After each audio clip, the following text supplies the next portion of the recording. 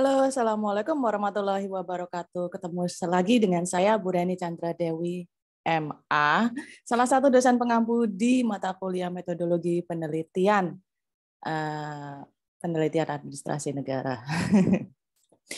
Jadi hari ini selama 15 menit ke depan kita akan membahas tentang salah satu bagian dari rangkaian pertemuan kita sesuai dengan rancangan pembelajaran semester yang sudah saya bagikan kepada mahasiswa, yakni pada pertemuan terakhir hari ini, pertemuan ke-14, kita akan bahas artikel jurnal dan menerbitkan di jurnal. Kenapa ini perlu saya bahas? Karena sesuai dengan Standar Nasional Pendidikan Tinggi, pada Peraturan Menteri Pendidikan Kebudayaan Nomor 3 Tahun 2020 dan Standar Kompetensi Lulusan, terus standar isi pembelajaran, salah satunya adalah mahasiswa diminta untuk menerbitkan artikel jurnal, baik itu di jurnal nasional terakreditasi, atau lebih baik dari itu adalah jurnal internasional. Tapi jurnal internasional itu pekerjaannya dosen sih. Jadi mending mahasiswa biar aman, karena kalau kalian tidak bisa menerbitkan menerbitkan skripsi kalian menjadi suatu artikel jurnal, itu bisa-bisa salah satu syarat dalam yudisium maupun wisuda tidak terpenuhi dan mengakibatkan kalian mahasiswa, ini buruk banget, nggak lulus. Tapi jangan sampai itu terjadi. Jadi jangan kalian mahasiswa memiliki capaian yang lebih tinggi daripada standar. Misalnya ingin agar skripsi kalian diterbitkan di jurnal internasional bereputasi maupun tidak, tapi isinya tidak terlalu layak untuk diterbitkan, nanti bisa-bisa ditolak terus sakit hati. Tapi jangan khawatir, artikel jurnal ditolak bukan berarti dunia kiamat. Kita akan langsung lagi ke materinya. Intinya adalah tujuan pertemuan ini untuk membekali mahasiswa agar memiliki pengetahuan paling dasar, paling minimal yang diperlukan untuk mempublikasikan skripsi mereka ke dalam artikel jurnal. Jurnal nasional tidak terakreditasi maupun jurnal tidak terakreditasi. Kita singkat waktunya karena waktu kita sangat pendek. Langsung aja ke materi ya. 1, 2, 3.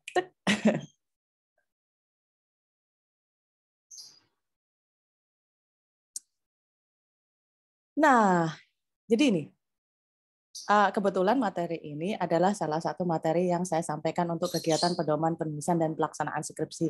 Jadi intinya saya ingin melakukan satu hal untuk 2 kegiatan sekaligus ya. Jadi tolong abaikan yang di bawah ini. Intinya pokoknya kita mau bahas tentang bagaimana kita mau membahas jawaban-jawaban atau penjelasan yang bisa menjawab pertanyaan bagaimana sih menerbitkan jurnal? Apa sih yang perlu saya ketahui sebelum menerbitkan jurnal? Apa yang perlu saya lakukan? Terus setelah menerbitkan gimana gitu ya. Nah, itu yang akan kita jawab dalam pertemuan kali ini dengan topik artikel jurnal dan jurnal. Harapannya adalah setelah kalian mengikuti mata kuliah ini, kalian itu memiliki gambaran atau setidaknya kalian bisa menggambarkan ulang kembali step by step penulisan artikel jurnal dan jurnal berdasarkan paparan yang saya berikan. Kenapa perlu menggambarkan? Karena dengan menggambarkan ilmu kalian akan lebih melekat di hati dan di jiwa kalian. Kira-kira begitu ya. Nah, macam-macam jurnal yang perlu kalian ketahui terlebih dahulu. Karena jurnal itu bermacam-macam. Ini saya sebutkan yang paling esensial saja ya, yang kita nggak banyak tahu. Terutama bagi kalian yang baru mendengar tentang kata artikel jurnal, apa sih itu? Nah, macam-macam jurnal. Ada jurnal nasional tidak terakreditasi Sinta. Jadi salah satu indikator suatu jurnal terakreditasi atau tidak itu dia ada gambarnya Sinta atau terakreditasi Sinta. Contohnya sih begitu. Seperti jurnal nasional tidak terakreditasi seperti Publisio milik FISIP, Universitas Pancammarga Probolinggo.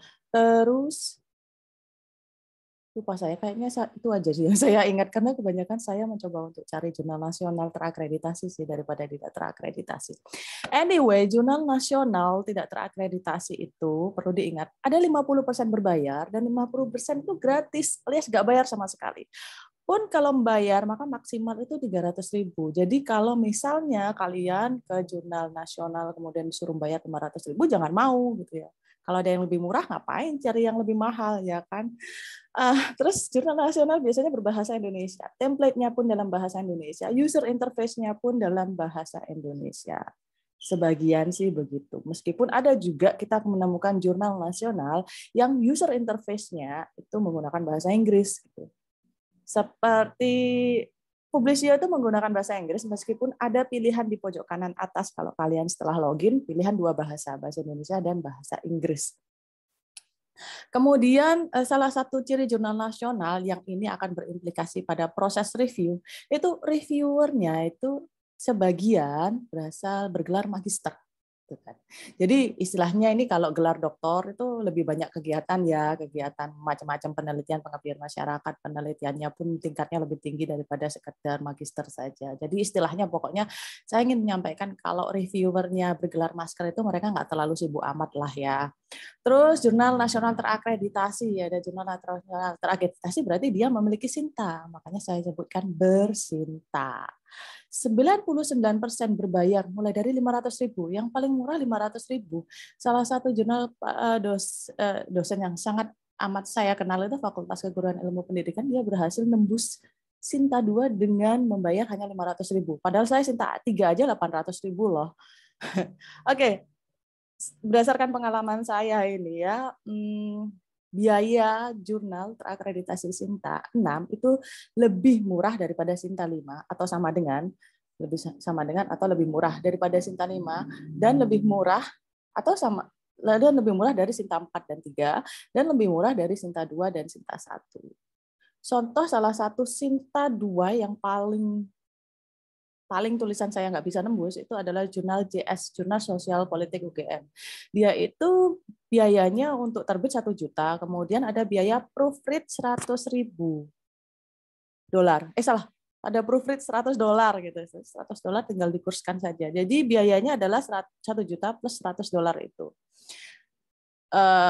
Kebetulan karena mungkin jurnalnya terindeks Q3 ya. Q4. Terus kebanyakan reviewernya bergelar doktor. Jadi bayangin lah proses reviewnya proses reviewnya pasti nggak cepat. Dan nggak bisa dicepetin gitu. Siapalah kita gitu ya nyuruh-nyuruh dokter. Terus ini yang kemudian saya jelaskan, kesibukan reviewer bergelar magister dengan doktor ini pasti lebih sibuk Bapak Ibu doktornya. Jadi itu yang harus kita pahami. Jika kita submit jurnal tapi ternyata kok nggak segera naik step ke review ya Kak gitu. Ya, kira-kira kayak gitu jawabannya. Terus juga mereka memiliki reviewer asing dari universitas luar negeri ya maksudnya, bukan universitas swasta. Misalnya di jurnal terakreditasi SINTA 3 itu dari 9 itu reviewer asingnya 3. Sedangkan kalau JSP UGM yang terakreditasi SINTA 2 reviewernya ada 12 kalau nggak salah, dan 6 itu dari luar negeri semua, jadi dari universitas di Thailand, Jerman, Leeds University, UK, London, UK gitu kan. Terus ada 6 lah, ada 6. Kalau nggak percaya silakan lihat page editors boards di setiap rumah jurnal ya. Ini yang kemudian semua ini yang kemudian mengakibatkan proses review jurnal nasional itu lebih cepat daripada proses review jurnal nasional berSINTA. Oke, next. Kita lanjutkan. Jadi setelah kalian mahasiswa menulis skripsi, kalian harus bisa memetakan bagian substansi skripsi kalian yang mana yang bisa masuk pada komponen-komponen jurnal. Jadi komponen jurnal itu ada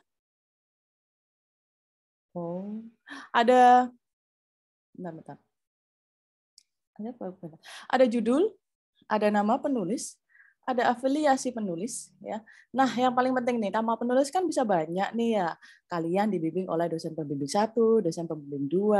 Nah, dalam artikel jurnal itu yang melakukan penelitian, yang punya role paling besar itu jadi penulis pertama gitu. Jadi jangan sampai kalian bimbingan sama saya, kalian nerbitkan kalian submit artikel terus saya diletakkan di penulis pertama padahal saya cuma bimbing doang gitu loh. Nggak ngapa-ngapain gitu loh, cuma bimbing doang sih. maksudnya kan nggak ikut penelitian. Gitu. Beda kalau artikel itu ditulis oleh saya dan saya ngajak mahasiswa sebagai salah satu asisten penulis atau asisten penelitian gitu. Boleh kalau kayak gitu. Kemudian afiliasi penulis ini adalah universitasnya. Abstrak. Abstrak itu mengandung tiga ya. Mengandung tiga. Yang pertama itu adalah apa signifikansi nulis ini? Apa konsep penting yang bakal kalian jelaskan dalam artikel ini? Konsep pentingnya aja gitu. Misalnya polarisasi, fragmentasi politik, kemudian polarisasi di sosial media. Berarti tiga aspek itu. Ini kalau kuantitatif loh ya. Seperti salah satu jurnal yang saya baca di JSP UGM dan AC.id itu bagus banget metodenya. Konsep yang penting, kemudian pakar yang sangat terkenal dengan pemikirannya ini apa, kemudian metodenya apa, metode tidak hanya sekedar menjelaskan ini dilaksanakan dengan metode atau pendekatan kuantitatif saja atau kualitatif saja, enggak. Jadi ada metode yang disebut dengan analisis sosial media, atau analisis isi atau konten analisis, ada social media analysis, dia pakai distribution networks kayak gitu itu.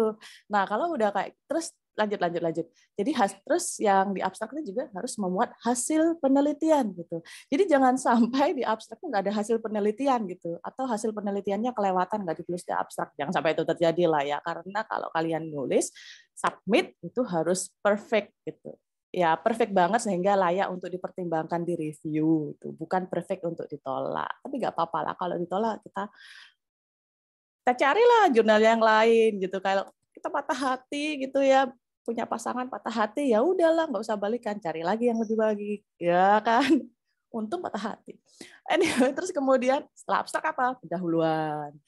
Nah, pendahuluan di sini apa? Ya mengulang lagi apa yang sudah diceritakan di bagian abstrak, terutama pada bagian konsep apa yang penting. Konsep ini tentang apa? Pertama kali konsep itu terbit di mana? Pertama kali konsep itu mencuat di mana? Apa kata pakar yang paling ahli di bidangnya tentang konsep itu gitu. Termasuk konseptualisasi juga harus muncul di latar belakang ini gitu. Di latar belakang juga harus ada penelitian terdahulu. Itu wajib ya. Jangan sampai di-skip atau kena skip gitu ya. Dan di latar belakang jangan membahas tentang hasil penelitian. Kita keep dulu lah. Gitu. Kita keep.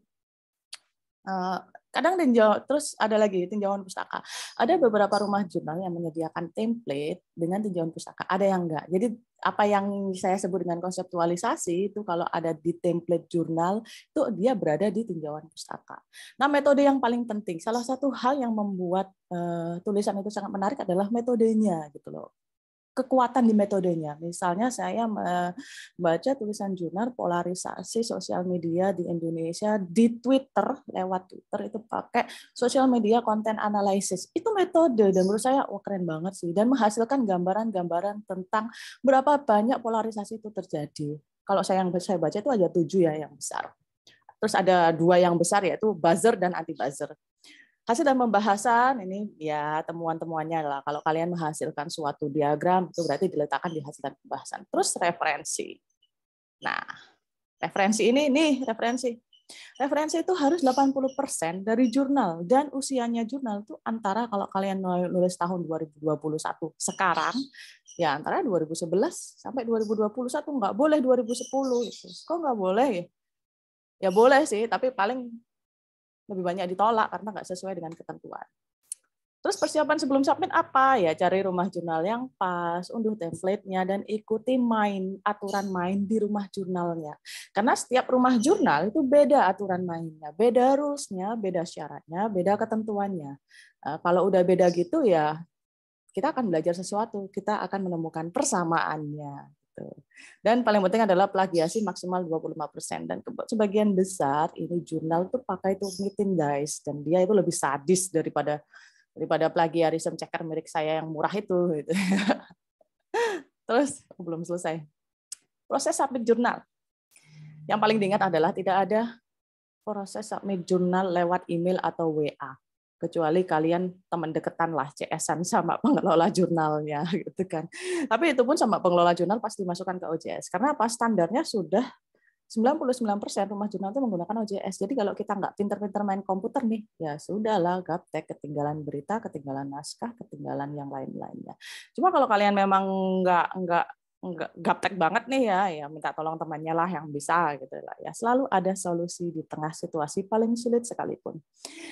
Anyway, langkah selanjutnya adalah fokus pada yang ditandai tanda bintang. Jadi register dulu. Setelah register, klik New Submission. Nah, dari klik New Submission ini ya input judul, input abstrak, input kata kunci, dan paling penting nih, kata kunci itu jumlahnya harus 5, nggak boleh kurang, nggak boleh lebih.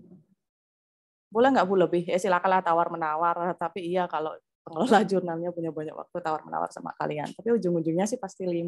Dan itu disusun secara alfabetis. Kemudian input referensi ya, referensi itu punya berbagai gaya loh, mulai dari Chicago Tribune Style, Vancouver, IEEE, American Psychological Association, American Political Association. Jadi apa itu ada 2.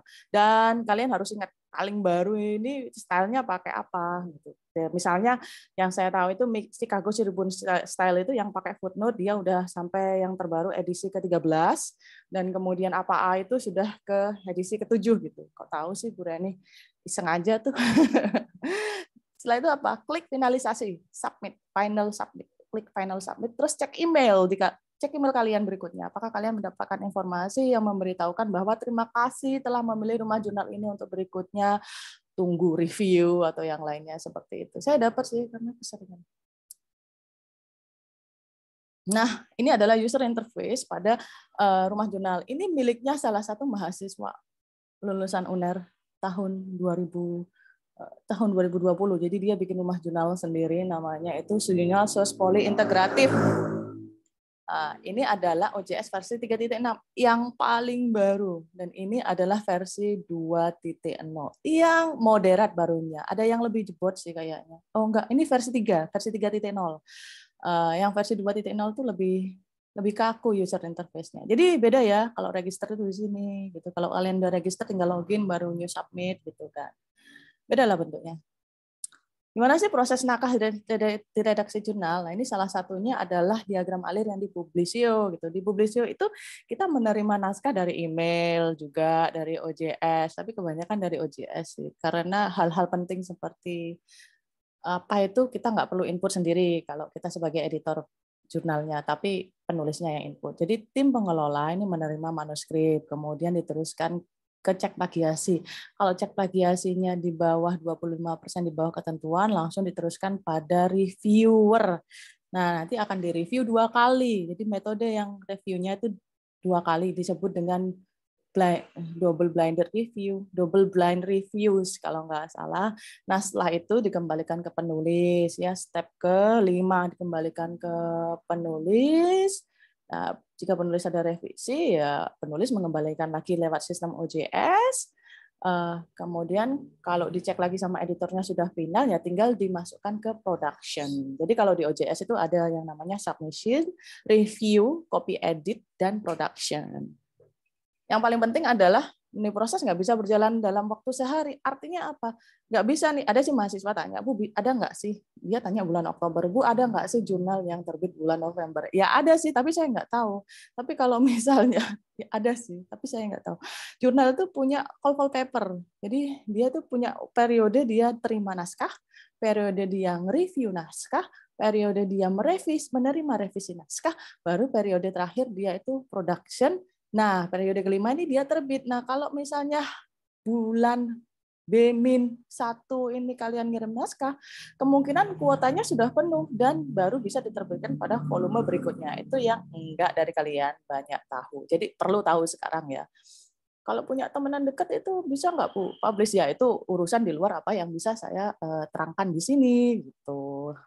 Jadi gitu ya, jadi nggak ada gitu, Bu, saya submit sekarang, besok, lusa bisa terbit nggak? Nggak, kecuali kalian adalah pengelola jurnalnya, baru bisa. Oke, tips gimana sih? Ada masalah nih, plagiasinya selalu tinggi. Gimana nih tipsnya? Ya tipsnya ya lakukan pengutipan tidak langsung, lebih sering daripada kalian ngutip langsung. Gimana caranya? Lakukan dengan model parafrase tanpa menghilangkan gagasan utama atau topik utama yang diperlukan untuk mendukung tulisan kalian. Gitu aja. Terus gimana caranya lagi Bu? Ya lakukan plagiasi, cek plagiasi dulu gitu. Kalau ya bisa beli, bisa numpang, bisa titip teman yang punya, atau mungkin dosen pembimbingnya ngasih fasilitas gitu. Kalau seperti saya sih, mahasiswa bimbingan saya tuh saya kasih fasilitas untuk cek Turnitin gratis ke saya. Karena murah sih. Ya saya gratis. Karena saya tahu caranya yang murah. Terus ingat, pengecekan kemiripan menggunakan Turnitin itu lebih sadis daripada menggunakan aplikasi lainnya. Apalagi aplikasi yang gratis itu ya, yang biasanya kalian pakai di web itu, mending pakai Turnitin deh gitu kan. Bisa cek kalau di saya bisa cek gratis sampai November 2021 ya. Yap, mungkin itu saja ya dari saya. Terima kasih buat kalian yang sudah menyimak. Kita tunggu apakah sebelum itu saya buat kesimpulan dulu. Jadi kesimpulan yang paling utama adalah menerbitkan artikel itu butuh proses, dan proses itu tidak bisa berjalan dengan instan kecuali kalian adalah pengelola jurnalnya. Yang pertama, yang kedua, jurnal nasional itu kebanyakan nggak berbayar, meskipun ada yang berbayar, tapi setidaknya kan kalian tahu berapa pembayaran maksimal yang perlu kalian lakukan, ya kan? Terus yang ketiga, jurnal nasional terakreditasi itu banyak yang bayar. Tapi ada juga yang nggak bayar sih. Cuma untuk menemukan jurnal nasional terakreditasi yang nggak bayar ini sangat susah gitu, kecuali sedang rezeki atau beruntung. Terus intinya dalam menulis artikel itu adalah be prepared ya. Persiapkan matang-matang gitu ya. Cek dulu template-nya, cek syarat dan ketentuan rumah jurnalnya, ikuti aturan mainnya. Setelah itu kayaknya aman deh. Kecuali kalau topik kalian nggak masuk ruang lingkup jurnalnya, itu pasti ditolak. Tapi nggak tahu ya, Pak, langsung ditolak apa enggak. Kalau rumah jurnalnya cukup baik hati, pasti diberitahu alasan kenapa kalian ditolak. Tapi kalau rumah jurnalnya terlalu sibuk nih ya, banyak kerjaan, kebanyakan cuma ngomong aja gitu, maaf Anda kami tolak gitu. Kayak di COC itu ya, game COC gitu, maaf Anda kami tendang gitu. Ada juga yang kayak gitu. Well, mungkin itu saja yang bisa saya jelaskan. Nanti kita akan mulai dengan pertanyaan-pertanyaan. Ingat ya, kalian harus tanya. Kenapa? Karena mungkin ada banyak hal yang saya miss atau lewatkan dalam penjelasan ini. Dan tolong diingat, pertanyaan kalian sebenarnya itu membantu saya untuk menjelaskan lebih dalam dan merinci hal-hal yang belum saya sampaikan, tapi sangat substansial. Mungkin itu nanti saya punya pertanyaan sih. Saya punya pertanyaan sih. Pertanyaannya adalah kembali seperti yang sudah saya sampaikan di depan. Pertanyaannya adalah buatkan diagram mulai dari persiapan sebelum submit, setelah submit, dan hal-hal soroti hal-hal yang menurut kalian sangat penting untuk lakukan atau sangat penting untuk diingat ketika menulis artikel jurnal.